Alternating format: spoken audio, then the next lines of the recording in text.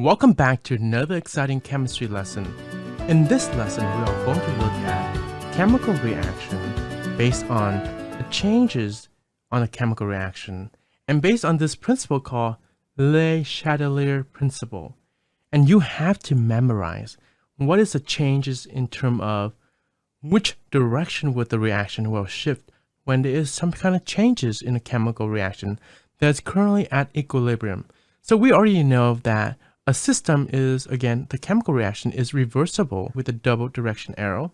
And in this case, we have gases and we have aqueous solution and we have energy that's involved. One is absorbing energy. This is endothermic. And how do we know? Because the energy is entering the system. So think of enter. So being absorbed. Okay. Where over here, the energy is on the product side. So therefore, this is exothermic, that is exiting. And we use the term release in our problem.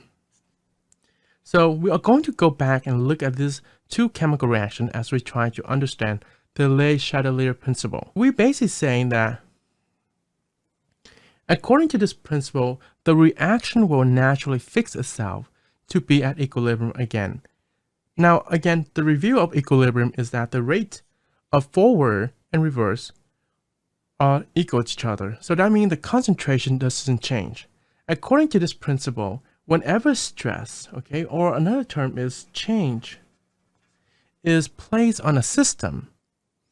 And why do you use the word stress? That's because sometimes some changes will add it to the reaction, but it has no impact on the equilibrium. Therefore, we can ignore those. That's why they use the word stress, not change. The system will shift in the direction to either make more product or reactant until the rate of forward and reverse are equal again or at equilibrium again. And here is the most important information that you have to remember. This statement right here. Reaction shift away, okay, shift away, and notice the letter A, from the added species. When you add something, you add on the reactant side, add on the product side, it will shift away. So again, the reaction will shift away from the added species until the equilibrium is reached. Again, memorize that. Both start with letter A. And once you memorize, vice versa, the reaction will shift toward the remove, because you have two options. You can remove a substance in a chemical reaction, or you can add more. Okay, so it shift away, but it's gonna shift toward the remove. So again, if you're removing it, think about it, if you remove on the product side, it would have less.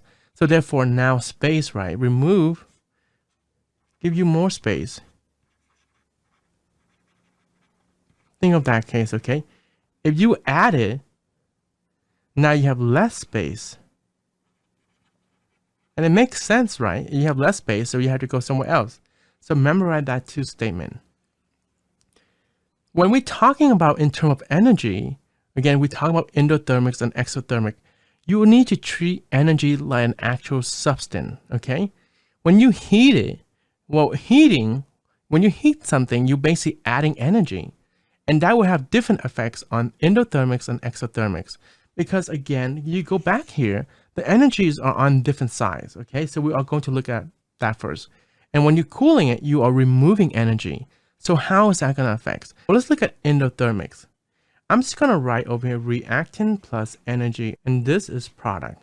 This is our exothermics right here. This is our endothermics right here. As you can see, if we add energy, look what happened. This is going up. So we are moving away. We're moving away. So when we add energy, we're moving away. So therefore, it's going to toward the product. See? Shift toward the product. When we are working with energy, if we change the temperature, we will also change the equilibrium constant as well. Remember, energy directly affects the molecule motion, the average kinetic energy. Therefore, it's going to change the rate. So when we, in this case, think about it. K is equal to what? Product over reactant, okay? If I am increasing my product, guess what happened to the values of K? Of course, it's going to increase. Now, let's look at the other way around. If I am cooling the whole entire system, what am I doing? If you're cooling it, remember energy is right here. I'm just going to different color. I'm cooling it. So cooling is like removing energy. Therefore, it's going to shift toward the reactant side because now this is less. So if you think about it, let's look in terms of K. Again, product over reactant. What happened in this case? We are shifting toward the reactant side. The product decrease. Therefore, you have a decrease in K. See how that works? This is extremely important. So please review it and try to digest the information and ask questions right away. Now let's look at exothermic. So this is releasing energy. Okay, so we have reactant going toward the product plus energy right there. This is our energy right here. And heating will do what? Well, heating is actually adding energy. So again, when we add energy, look what happened. It shifts away from the added side, right? So therefore, it's going toward this way, which means we are producing more reactant. And the same situation, again, we have P over R. If we're increasing R, guess what happened? The K will be less. So we have decreased K. Now let's try the other way around, where I'm cooling it. If I'm cooling it, I will decrease the energy. So I'm shifting toward this way right here. So again, when you remove, it shifts toward the removed species or toward the removed size. In this case, that right there. So again, going back, of course, K, P over R. As you can see here, P increased, so therefore K will be increased. One thing you have to remember again, changing in temperature is the only thing that will change the values of K. And of course, on the multiple choice, they will have different wording. So write it out. Start one step at a time. Just write it like that. So that is endothermics and exothermics in relationship to changes in energy. And right here and up here, this is for concentration, okay? And when we're talking about concentration, we're talking about M. We're talking about adding moles. We're talking about adding more actual substance in terms of grams and so far. Actual number in terms of how many are we going to add in. So again, concentration, energy. Now let's go back here. Let's talk about pressure. This is a little bit more tricky. Pressure, you can increase pressure or decrease pressure. When you increase pressure, how do you do that? You can decrease the volume. This will shift the reaction toward less number of moles of gas. We only care about the moles of gas, okay? Only gases. We don't care about liquid. We don't care about solid. Only gases. So anything that's worked with gases right here. So in this case, if we go back to this equation right here, we have 1 moles of gas, 2 moles of gas, and we have just 1 here. And of course, this will change based on the coefficient. Since all the coefficient is just 1, so we don't really care. So therefore, if we go back over here, when we increase the pressure, it will shift toward the less number of mole gas. So I'm going to write it here. AG plus BG, okay, equal to CG.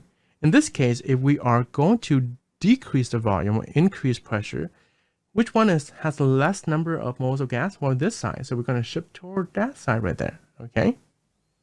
And then on the other hand, if we decrease pressure, how do we do that? We can increase the volume. It will shift toward the greater number of moles of gases. And I want you to look at this because we are going to look at something very similar in this case as well. That is diluting or evaporation. When we dilute, we add more water. Think of diluting a solution as like decrease pressure, okay?